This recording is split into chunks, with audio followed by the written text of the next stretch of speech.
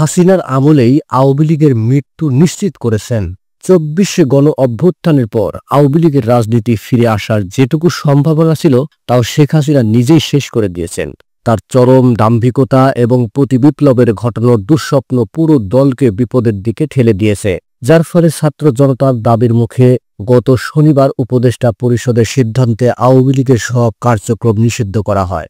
এখন দলের নিবন্ধন বাতিল করার প্রক্রিয়া শুরু হয়েছে, এমনটি জানিয়েছেন কয়েকজন রাজনৈতিক বিশ্লেষক। তারা বলেন, গণ অভ্যুত্থানের মুখে ৫ই আগস্ট জীবন নিয়ে ভারতে পালিয়ে যাওয়ার সুযোগ পেলেও দেশে রেখে যাওয়া দল এবং দলের নেতাকর্মীদের বাঁচাতে কার্যকর কোনো পদক্ষেপ নিতে পারেনি শেখ হাসিনা।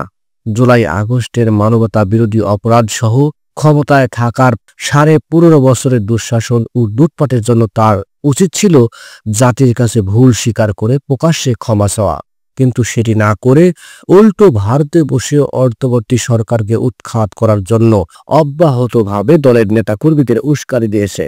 প্রতি বিপ্লব ঘটিয়ে দলের সবাইকে রাস্তায় নেমে আসার নির্দেশও দেন। যদিও তার এমন উস্কানিতে সাড়া দিতে গিয়ে অনেকে এখন কারাগারে, বাকিরা নতুন করে পালিয়ে বেড়াচ্ছে।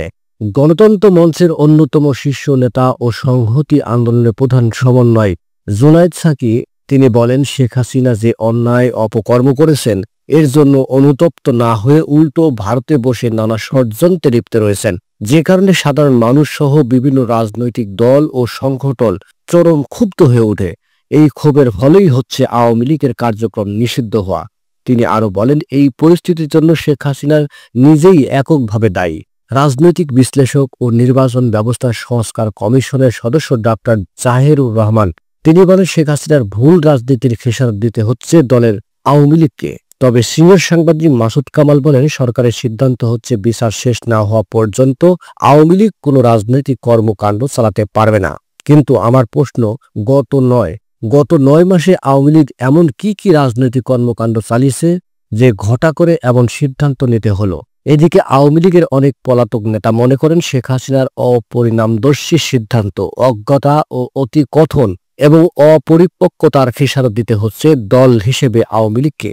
বর্তমানে কলকাতার আত্মগোপনে থাকা আওয়ামী লীগের এক শীর্ষ নেতা বলেন, ১৯৭৫ সালের ১৫ই আগস্ট শেখ হাসিনা দেশে ছিলেন না। ১৫ই আগস্ট পরবর্তী দীর্ঘদিন আওয়ামী লীগের বাংলাদেশের রাজনীতি সম্পর্কে তার তেমন একটা ধারণা ছিল না, কিন্তু ৫ আগস্টের আগে এবং পরে কি হয়েছে সব ঘটনাই তার জানা। ওই নেতা আরো বলেন, রাজনৈতিক উত্থান পতন মেনে নিতে হয়, বাস্তবতা মানতে হয়, কিন্তু শেখ হাসিনা সেটা উপলব্ধি করতে পারেনি বা উপলব্ধি করার চেষ্টাও করেনি, যে কারণে ভারতে বসে একের পর এক আত্মঘাতী কর্মকাণ্ড পরিচালনা করে যাচ্ছে। বাস্তবে মেনে নেওয়া পরিকল্পনা সাজানোর পরিবর্তে ইতিমধ্যে এমন কিছু কাজ করেছেন যার খেসারত এখন দল হিসেবে আওয়ামী লীগকে দিতে হচ্ছে। নিউজটি সম্পূর্ণ দেখার জন্য সবাইকে ধন্যবাদ। বাংলা নিউজের পরবর্তী আপডেট পেতে আমাদের চ্যানেলটি সাবস্ক্রাইব করুন। নিউজটি ভালো লাগলে অবশ্যই লাইক, কমেন্ট, শেয়ার করে অন্যকে দেখার সুযোগ করে দিন। ধন্যবাদ।